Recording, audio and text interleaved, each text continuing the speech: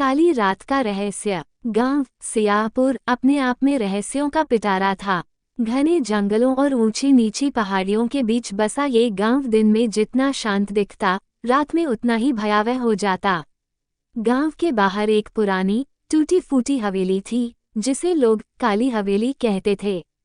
कहते हैं वहां कोई आत्मा भटकती है, जिसकी चीखें अमावस्या की रात सुनाई देती हैं। रवि और प्रिया, दो शहरी दोस्त जिन्हें डरावनी कहानियों और रहस्यमयी जगहों पर जाने का शौक था, इस हवेली के बारे में सुनकर वहां जाने का फैसला करते हैं।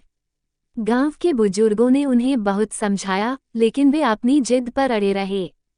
योजक चिन्ह, योजक चिन्ह, योजक चिन्ह। रात का अंधेरा, अमावस्या की रात, आसमान में चांद का नामोनिशान नहीं था। हवेली की ओर बढ़ते हुए रवि और प्रिया के हाथों में टॉर्च जल रही थी। हवेली के दरवाजे की चूलें जंग खा चुकी थीं और हल्की हल्की हवा से दरवाजा चरमराने की आवाज कर रहा था। जैसे ही वे अंदर दाखिल हुए, एक अजीब सी सर्द हवा उनके चेहरे से टकराई। दीवारों पर लगे पुराने चित्रों के चेहरे धुंधले और डरावने थे।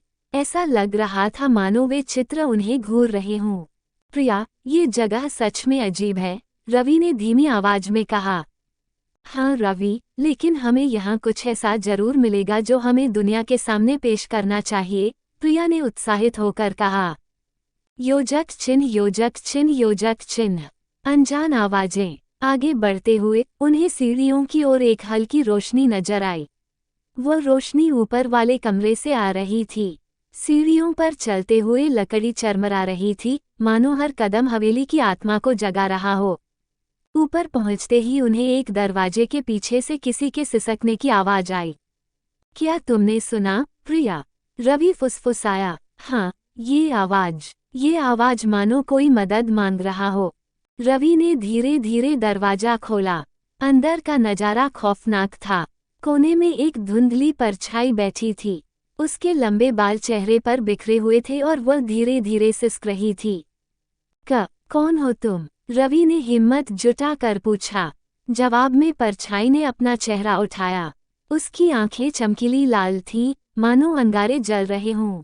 वह तेजी से रवि की ओर बढ़ने लगी। योजक चिन्ह, योजक चिन्ह, योजक चिन्ह। भागने का रास्ता बंद। प्रिया ने रवि का हाथ पकड़कर उसे बाहर की ओर खींचा। वे दोनों तेजी से सीढ़ियों की ओर भागे, लेकिन हवेली का दरवाजा अचानक उनके सामने जोर से बंद हो गया। पीछे से वो सिसकने वाली आवाज गूंजती रही। हवेली की दीवारों पर टंगी तस्वीरों के चेहरे मानो मुस्कुरा रहे थे। रवि, यहाँ से बाहर निकलना होगा, अभी, प्रिया चिल्लाई। रवि ने चारों ओर देखा। एक छोटी खिड़की उनकी नजरों में आई। उन्होंने उसे तोड़ने की कोशिश की, लेकिन बाहर का रास्ता अंधेरे और घने पेड़ों से घिरा था। योजक चिन्ह, योजक चिन्ह, योजक चिन्ह। अंतिम वीडियो। अचानक प्रिया का कैमरा चालू हो गया। उसकी रिकॉर्डिंग में सिसकियां और दरवाजों के चरमराने की आवाजें कैद हो रही थीं। अगर कोई ये वीडियो देखे तो समझ लेना कि हम हवेली में फंस चुके हैं। यहाँ कुछ है, कुछ ऐसा जो हमें छोड़ने वाला नहीं है, प्रिया ने कांपते हुए कैमरे में कहा। अचानक कैमरे की स्क्रीन पर वही लाल आंखें दिखाई दी और फिर कैमरा गिर गया। योजक चिन्ह, योजक चिन्ह, योजक चिन्ह।